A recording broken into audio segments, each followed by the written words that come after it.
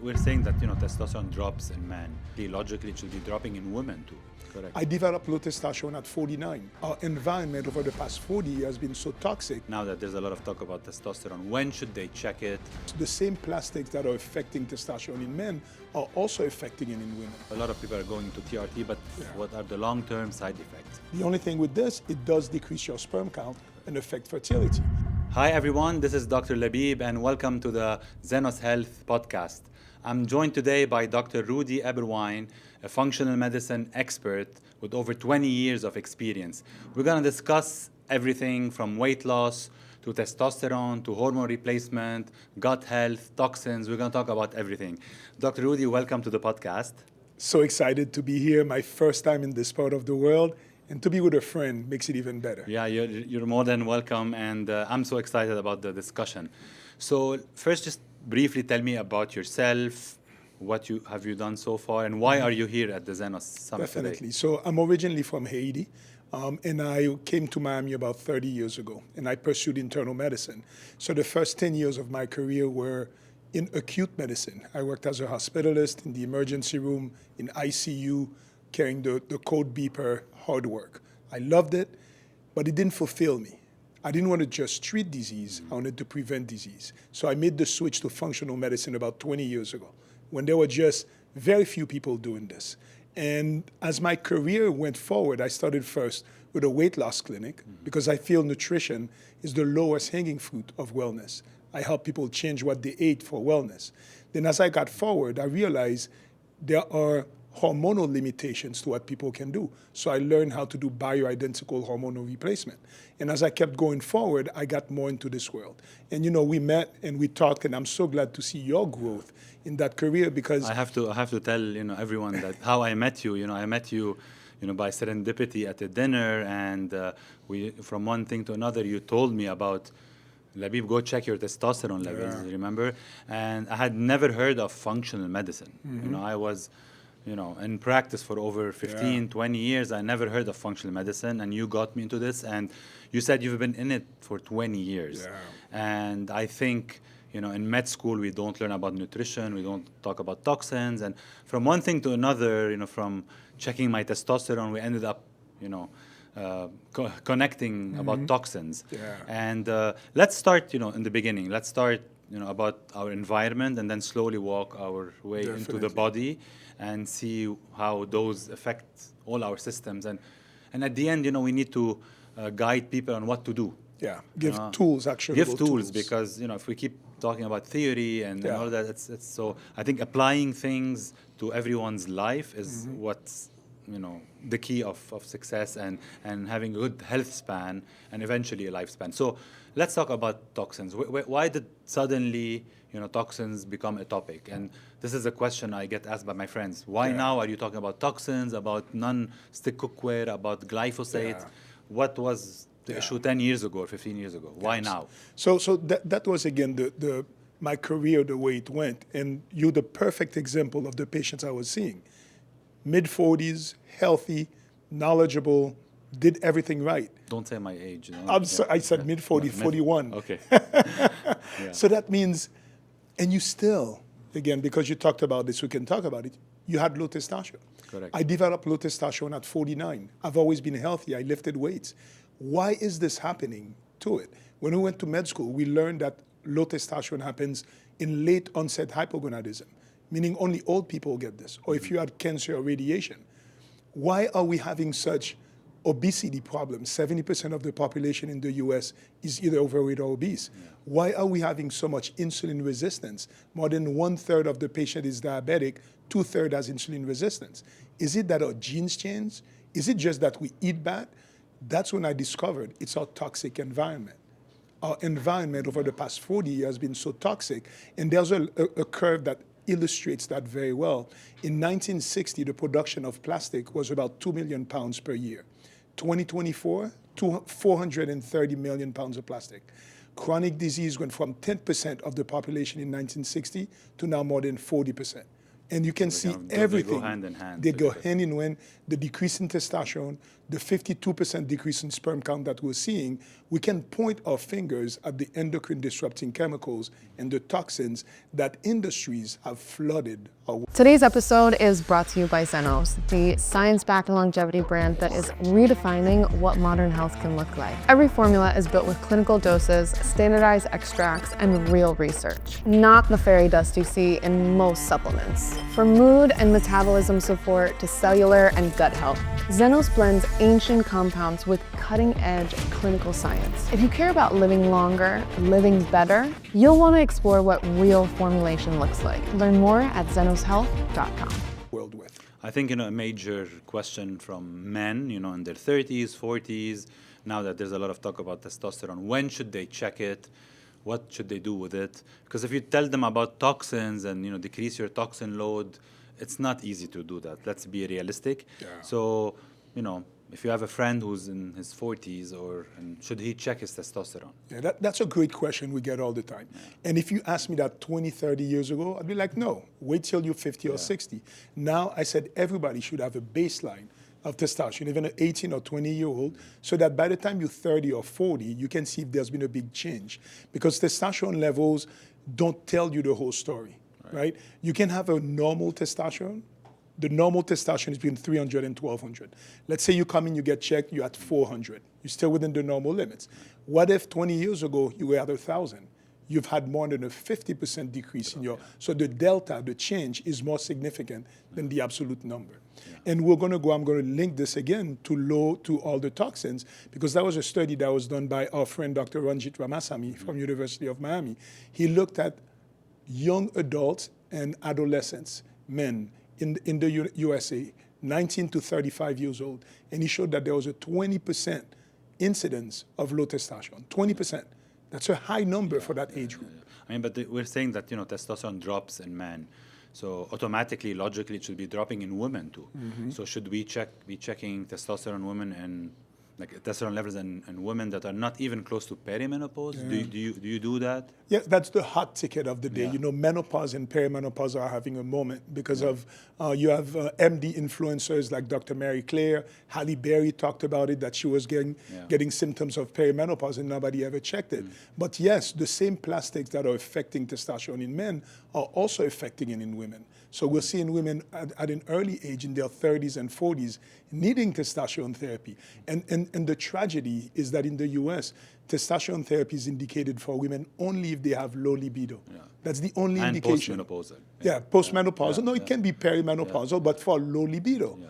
Nothing else. They don't realize that testosterone is important for vitality, for motivation, for bone strength, for muscular strength, that we call muscle the organ of longevity. Right. So how we ignoring all of those symptoms and those benefits that testosterone can bring. But let's say you check the testosterone level and it's low or not optimal. Where do you start? Should I take TRT all my life? Yeah. What's that again, Labib, I love talking to you because you get straight to what people are asking. Yeah. And that's exactly it. So now you say, okay, doc, I'm tired, I have brain fog, I don't feel good. What should I do? Okay, let's do some blood tests. Mm-hmm. Your testosterone is not optimal. What's the first thing we do? We concentrate on the pillars of health: nutrition, exercise, sleep. The first three things. Yeah. So you counsel the patients to getting this.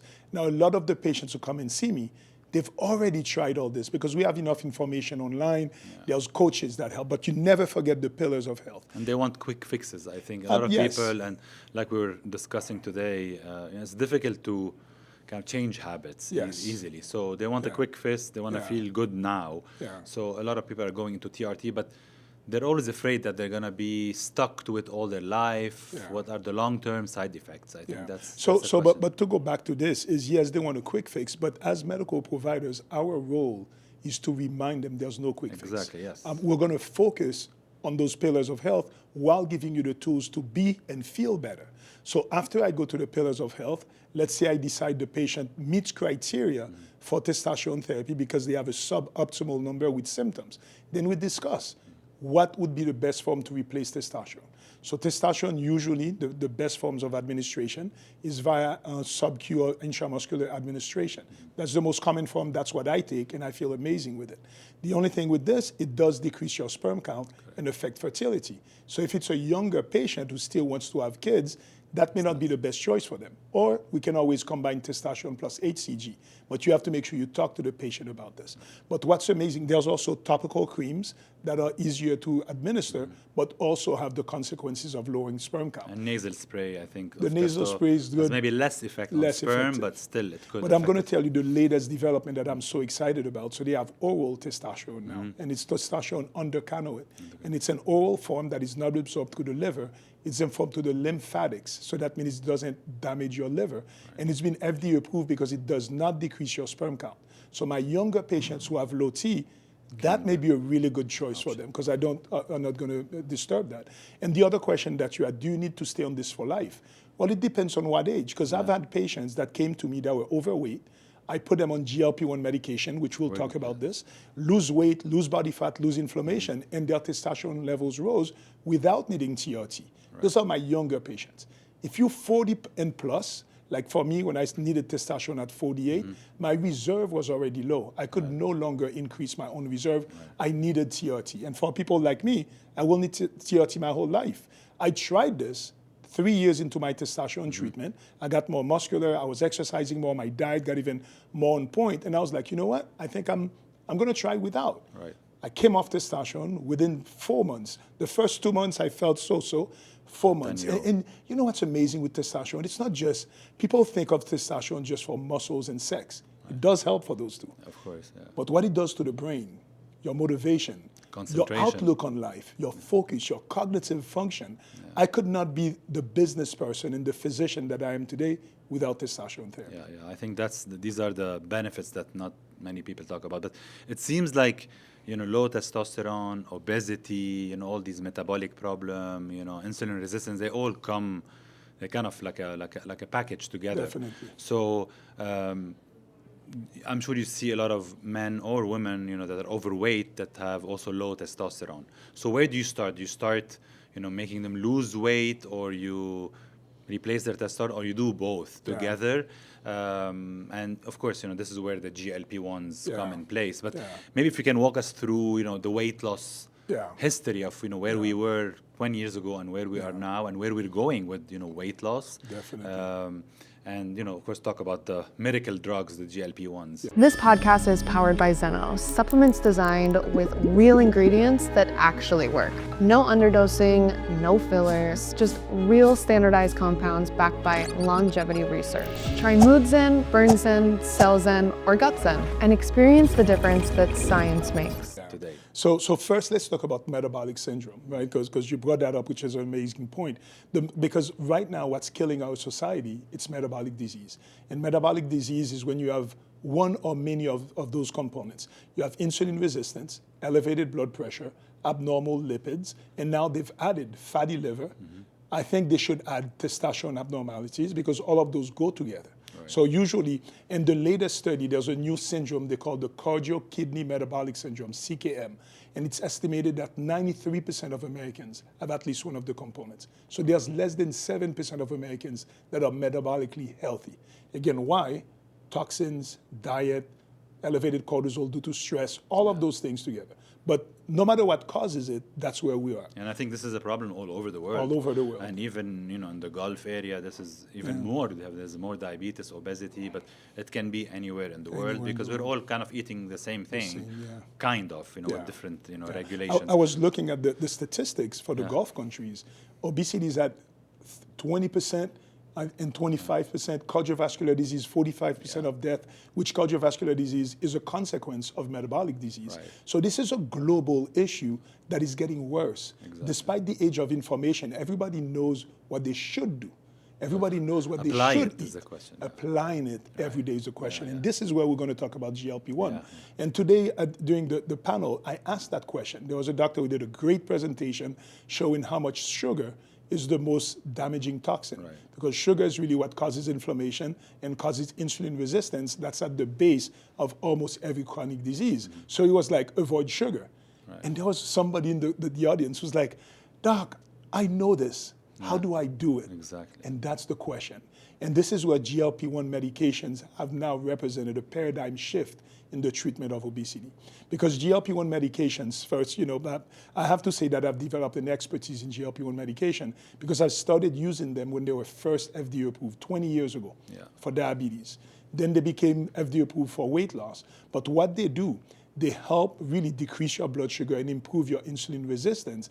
But what we've noticed with the latest GLP-1s, the Ozempic and the Mounjaro of this world, is that because they cross the blood-brain barrier, and we have a lot of GLP-1 receptors in the brain, they affect our willpower. They affect our consumer behavior. So when you take a GLP-1 medication, most patients will tell you the food noise is gone, the chatter, the cravings. This is powerful. This is giving power back to the consumer that is no longer craving all those junk food, processed foods that has been engineered to keep us addicted. And that perpetuates the cycle of obesity. And I think there's a lot of studies other than that, decreasing the fat, which decreases inflammation, changing your microbiome, which can affect those cravings. And so but the other question I like to ask, the practicality. So at the end, those meds are pretty expensive. So you have a lot of people who can't afford them, don't have access to them. How can you change your mindset to really avoid, those bad processed sugars? And because at the end, the mass or 90% of people, have daily jobs, they have stresses in that, they come in, they might be eating one meal a day.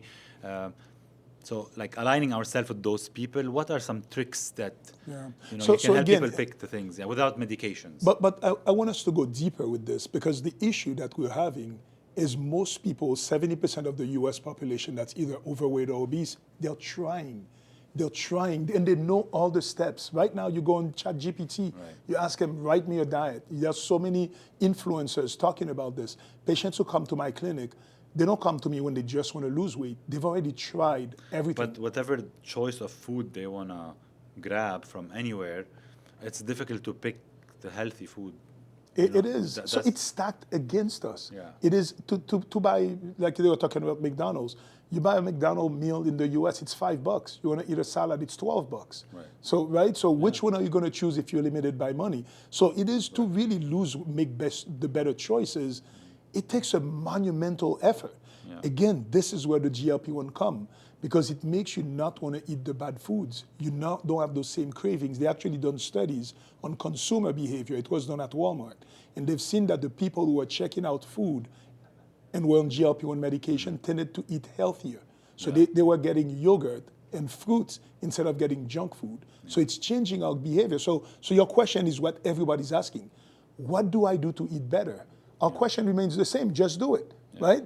Just try to eat less, avoid any foods that's in a package, eat whole foods, go for a walk after that. Everybody knows this. 70% of the population or 93% of the population cannot stick with it. So my experience with GLP-1 medications, I am the doctor that they send the patient that have been deemed non-compliant, that their primary care doctor has told them many times, you need to lose weight, you have fatty liver, your A1C is 5.9, you're pre-diabetic. 6 months later, the patient comes back, their numbers are worse. Right? This is typical. It's so funny, if you look back at, our ancestors, and especially when looking here in the Arab world, we're all used to having dinner together, which we know there are studies showing that if you are happy while eating, you probably will eat less. And then there's a saying in Arabic, after dinner, go for a walk. Fasting, which is a big part of a lot of the religions and all over the world.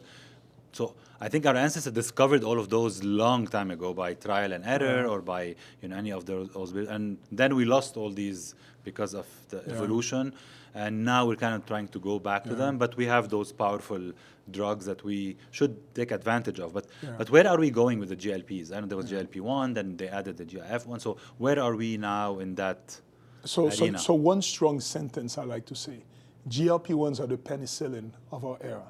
Because when you think about the 1940s, what used to kill us? Infectious disease. When penicillin was invented, it was a game changer.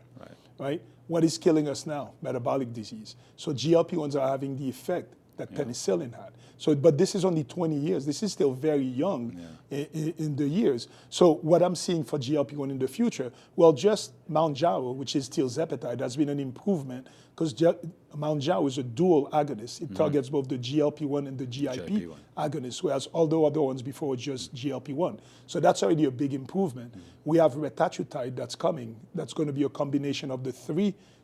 It's adding glucagon as a receptor, so that's a big improvement. Other things that are coming into the GLP-1 pipeline is they're making an oral tablet. That so far I've used the oral semaglutide, it wasn't great. So we need something that's more orally available. Other things that they're doing, there's a company developing a GLP-1 that you'll inject once every 3 to 4 months, so increases compliance. And as we talk about GLP-1, we cannot forget about the side effects. Because right now there's a lot of controversy about this. In the US, there's even a $2 billion lawsuit against the makers of Ozempic. And the lawsuit was because of a failure to warn, not because there's an increased risk. That's why. So it's creating a lot of fear. But there are some possible side effects, because one of the mechanisms of action, it decreases gastric emptying. It slows your digestion. So people can get some GI discomfort, nausea, constipation, vomiting. You get it less with tirzepatide, with Mounjaro. So you can do this. But none of the other scary things, we have done enough post-marketing analysis where they've looked at millions of people, and all of those bad side effects are in the less than 1% type of range. The benefits outweigh the risk. And you hinted at something also. Besides just weight loss, it's been FDA approved, GLP-1 medication are FDA approved to decrease cardiovascular disease and cardiovascular mortality. There was a study called the SELECT trial, showed 20% decrease in heart disease, more than a statin, more than cholesterol medication. They're FDA approved for sleep apnea, to decrease fatty liver, to prevent progression of kidney disease. They are now showing long-term that it decreases incidence of Alzheimer's, dementia, and neurodegenerative diseases, decreases 10 out of 13 obesity-related cancers. So I call GLP-1 Is it too good to be true? Too good to be true. It sounds like an infomercial, but it's because it addresses, at the cellular level, insulin resistance and inflammation. Right. The other thing, of course, a lot of physicians, are scared, to prescribe it, except, if there are certain criteria. Patients are getting them online or from friends. So I think that's the issue with it, and people are maybe over abusing them because of this, medical thing. I think, Dr. Rudy, we can talk another probably 2 hours about this. We touched a little bit about toxins, how they are affecting us. We talked about metabolic health, weight loss. We spoke a little bit about testosterone in men, a little bit in women. I think, maybe next time when we meet, we have to talk about hormone replacement in women, because also this is a huge problem. Because all those metabolic problems, we see them also in women, and then we might need to dose things differently in women. So very important to kind of treat women and men differently. This is, I think, the message we want to give. So I really want to thank you for your time. And if I may add one more thing, and that will take 1 minute. I think the most impressive speaker that I've had so far in Zenos was Dr. Walid, who has the IMC. And what I like with him is that he's bringing compassion and spirituality into the field of medicine. Yes, I know you love this stuff. This is what I've been trying to do myself, and I found somebody, an MD, like deep in science, who talks about this, because we tend to forget the human touch and the human connection. Our healthcares have been so fragmented that we forget that we have a soul and we have God that's watching over us. Absolutely. I mean, doctors used to be healers, and I think we dropped that word, and now we're just, a doctor who you cannot say no to. This is the final decision. I think, like you said, healing, giving attention, connecting with the patient, seeing what the patient feels, because at the end, it's their body. So they can give you a lot of signs by just listening to them. But I know, time flew so fast that we don't get to let them talk. But we're changing that, me and you. We need to change it. One physician at a time. One physician at a time, exactly. Thank you, Dr. Rudy. Pleasure. Thank you, everyone, for your attention, and we'll see you next time.